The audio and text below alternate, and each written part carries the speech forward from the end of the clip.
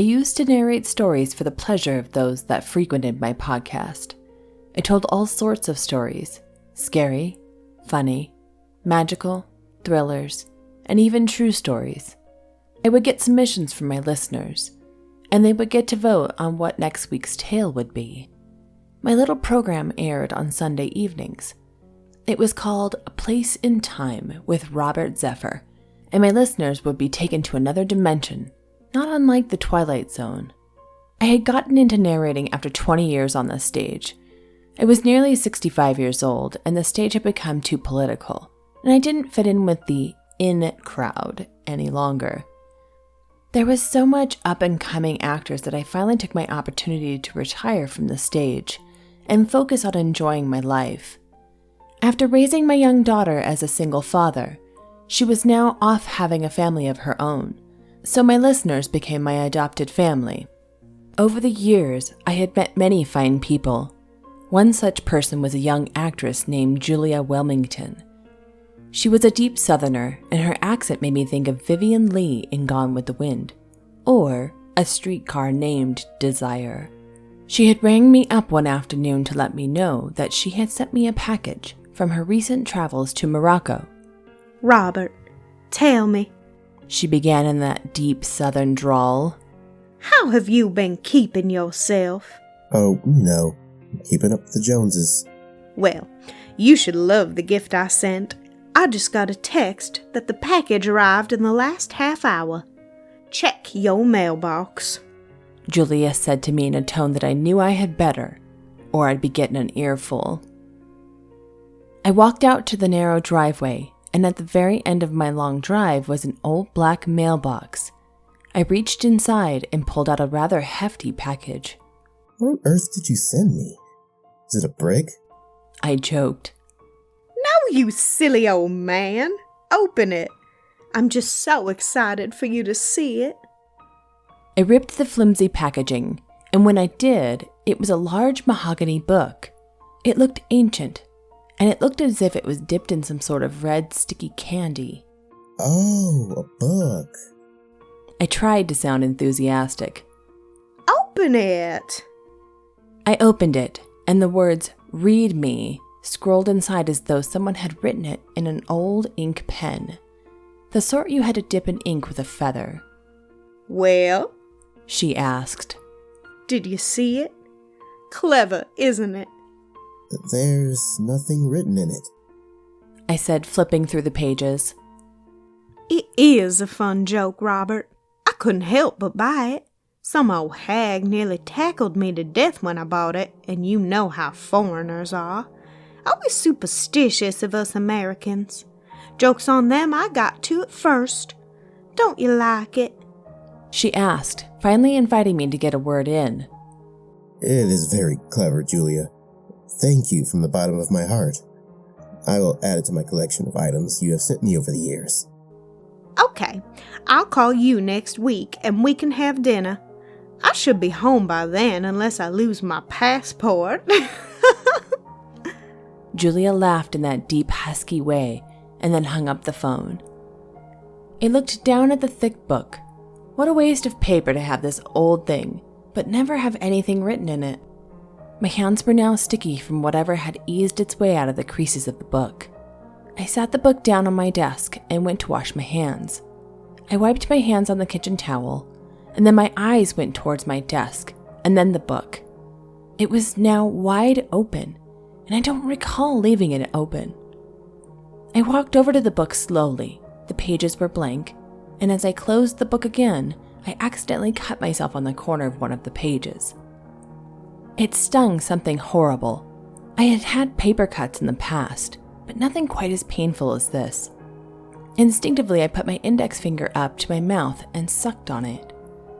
The blood was gushing from it, and it was such a small cut. Some blood dripped onto the book, and the book flipped open all by itself. I stood back in awe, not entirely understanding what I was witnessing. Perhaps I was in shock from looking at the blood. I leaned in towards the book's open page, and without realizing it, my bloody finger dripped on one of the blank pages. I was about to get a Band-Aid when I looked down and there suddenly in the book appeared on the blank pages. They spread out and formed sentences to what looked like instructions. I held my finger absent-mindedly as more blood dripped down onto the counter. Soon the book was sucking in every ounce of blood from where it had been leaking blood, and soon pages of the book turned in quick motion until the book closed. When it did, it took a deep breath. Yes, I said it. A deep breath. To my shock, my finger was no longer in pain and bleeding. But then, I was not sure if I were seeing things or not. Maybe it hadn't taken a deep breath. Suddenly, a rather disgusting beetle crawled out from under it. It made its way towards me, and then another followed. Then maggots, and then the book opened up to the first page that said, "Read me." There was a permeating smell of death that came out of it, and that was indescribable. I took a deep breath, nearly ready to pass out from the shock when I read what it had said. "Inside, you will find the souls of many who lost their way. Read more, else you too shall lose your way. It isn't hard. Simply pick me up and tell the other stories. When each story is read aloud, we will go back to where we came from. Warning, if you finish each story as instructed, after each story, you will receive a gift. Failure to finish this book, all gifts will be taken back, and your soul will remain inside. For who shall ever bring us to life to tell our stories so we can be free with his or her life force will remain ours forever." I wanted to throw up. I had never experienced anything like this in my life. I was nearly 65 years of age, and I had never had an hallucination quite like this. I sat down on my desk chair and took a very long, deep breath. I rubbed my forehead and I scratched my chin. I was nearly afraid to read the pages, but I was more afraid not to. I decided that I would read the story, but I would do one better. I would record the information as written and air it for the week's episode podcast as a special show. I leaned in and read the title of the first chapter, The Ski Trip. I wasn't expecting this to be the first title. I expected something dark and magical for a book that could drink blood and breathe. So I read on. The Ski Trip. My name is Michael, and my story begins with a relatively normal beginning. My wife Sylvia and I decided to take a rather romantic trip to the mountains for Valentine's Day. We stayed at a beautiful lodge overlooking a frozen lake. It was picturesque, to say the least. It was a perfect Hallmark Christmas card, or one of those paintings by Norman Rockwell. A pretty little New England town at the edge of one of the coldest winters I had ever seen. The blizzard came fast, and instead, unexpectedly, yes, it was winter, February to be exact. I guess I wasn't much of a planner. I had planned the trip all by myself without Sylvia's help for once as a surprise. I wasn't much of a skier, but Sylvia loved every minute of it. The first day we were at the Cascade Mountain Lodge. I planned a romantic dinner with her, and we made plans to wake up early and hit the mountains. It was the perfect way to start, romance by the fire, hot chocolate, and a steamy hot tub. The next morning we had to take the shuttle to the far end of the mountain, where the best skiing was. I held my beautiful wife's hand, and then the shuttle hit a large bump, and then stopped moving altogether. Is everything all right? I asked the driver. Oh, I have to get out and take a look. I think a tire went flat. That was a pretty big chunk of ice we hit. I sighed and rubbed Sylvia's back. She seemed nervous about the fact that we were now 6 strangers stranded on this mountain in a shuttle that could no longer move us to where we needed to go. The driver inspected the damage and then opened the door. Looks like we'll have to hike it the rest of the way, and then one of our other shuttles can pick you up just before sundown. It is only half a mile up that hill. Luckily for us, we were almost there before Bertha here took a dump. Colorful language, I thought to myself. Regretfully, we had all gathered our things, and the driver acted as our tour guide up the mountain. One thing I had not counted on was the fact that the wind was so strong it nearly knocked me over. It was brutal and my poor Sylvia was crouched over so that the wind did not hit her in the face directly. We walked some ways up the hill, and then the blizzard from hell caused a whiteout like none I had ever experienced. The wind was deafening, and while it was not loud, the chill scraped across what little parts of my face remained exposed. I grabbed hold of Sylvia and made sure I had her in my grasp so that we would not lose one another. We walked and walked for what seemed like a very long while before I yelled to the driver. Shouldn't we have reached the top of the mountain by now? I'm sorry, the whiteout got us a bit turned around. I'm familiar with the area, so no worries. The driver tried to calm us down. After another long while, we got towards a clearing, and the wind died down. We walked towards a large patch of evergreens, and when we got in between them, the driver took out a walkie-talkie. This is Dan, you copy? I waited for a response, but nothing but static remained. Do you think maybe we should turn back? If it is this bad, I don't think I want to ski anymore, Sylvia said. Just then, a few more of the riders from the shuttle caught up with us. I think we are facing north. My compass says so anyhow. The driver looked at him, and the growing concern on his face was telling. I think we better stay put. Compasses have a way of not working where we is. There is a magnetic field up here that causes glitches with equipment now and then. If we stay put, we can make our way up the mountain once the storm blows over, and it always does. He smiled reassuringly. The gentleman stood in front of us and seemed every bit as concerned as the rest of us. We were lucky to find some shelter amongst the trees, but a part of me wished that perhaps we had planned a different getaway. Next year, we will be going on a trip to the Bahamas, I said to myself. We stood amongst the trees when we noticed that the sun was now peeking through the whiteout, and the wind had died down. I went to step down, and when I did, I fell into a hole the size of myself.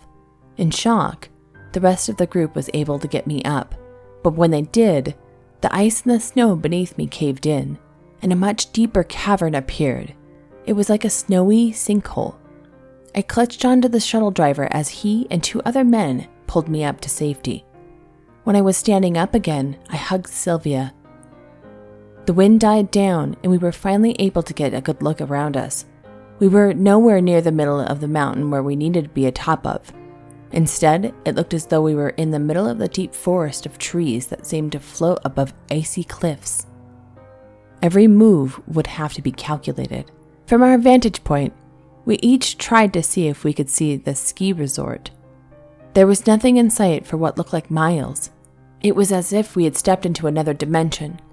The gentleman with the compass, whose name I had learned was John, took out his compass, and instead of facing in any direction, it merely spun out of control.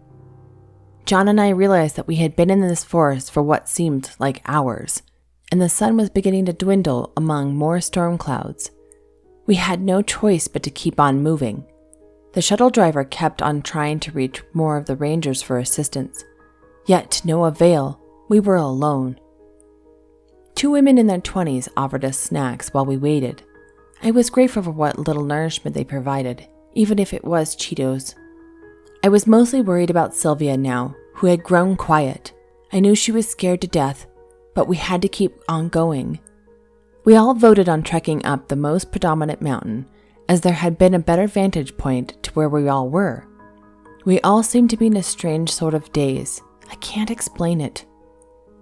We all followed along in a single file line, up the hills and through the dense forest of evergreens. We were all walking again for what seemed like forever, when suddenly I felt boiling. I didn't understand why, considering the temperatures were way beneath 28 degrees. I began taking off bits of clothing and wiping away sweat from my brow. Sylvia began to complain of a headache, and the 2 women that were with us began wailing as they clutched their ears. "Don't you hear that booming?" one of them yelled at me. I heard a faint sound in the distance that sounded like drums. My mouth was now going dry as well. Still, the drumming went on. I felt my mouth as it was going to fall off my face. The numbness didn't make sense, because I had no longer felt the sting of frostbite. John then looked at me with a terrifying look on his face. The drumming seemed to get louder and louder, and as I looked down at his hands, they were now bent backwards. They were broken as if someone had twisted them one by one. Soon we were all in pain with some illness or another. That drumming, it was growing louder still. Sylvia crying is the last thing I recall. The worst was seeing her. The ice froze her body stiff as though pressing pause on her. My mouth failed to work when I tried to scream. The drumming was louder now, and as the sound reverberated through my bones and body, it seemed to chip away at the parts of my body. I collapsed to the ground, unable to move as I felt every bone in my body breaking. Still that sound. I was the only one now watching as the light went out from my eyes. I don't know if I was hallucinating, but I felt my tongue as it fell to the ground. It lay in the icy snow. I felt no pain, nothing. I was in the ice and snow for days, an eternity. My ghost watched on as my body turned blue like a lobster. My eyes were frozen open and were crystallized over, white like the snowy winter that had taken our lives. That sound in the forest had killed us. What was that sound? What power did it hail? There was something primal about it. The darkness inside of it was worse than an atomic bomb. Yet, it is now your gift, reader. Now they will know what became of us, and no longer wonder. I read the end of this man's life, and I hit stop on my recorder inside. As I did so, I watched the words on the page lift off and fly out of the book. Relief fell over me as I felt sorrow from these people leaving my body. It was as though they needed me to tell their tales to release them into the netherworld. It had felt good seeing the story of their last days being told, so that somebody out there knew what had happened to them. Instinctively, I knew that they had been waiting for someone to tell their story. The words written in blood went back into my cut on my index finger, and as they did, I felt a surge of energy run through my body. I took a deep breath. Holy shit! I said out loud. As I spoke, my words vibrated the entire house. One of the wine glasses I kept in the kitchen cracked. My voice sounded as though it was a drum, like thunder in the sky. I thought of the story I had read, and the sound that had caused such damage. Was this going to be my new gift? They said after retelling each story, I would inherit a gift. I looked down at the book and the blank pages, and I found myself turning the page to the next story. I stopped at the title, Ripping Flesh. I could not go further for now. I would wait until I had more energy. Suddenly, I was growing tired and in need of rest. Rest assured, I will return soon. I just need to rest before I continue.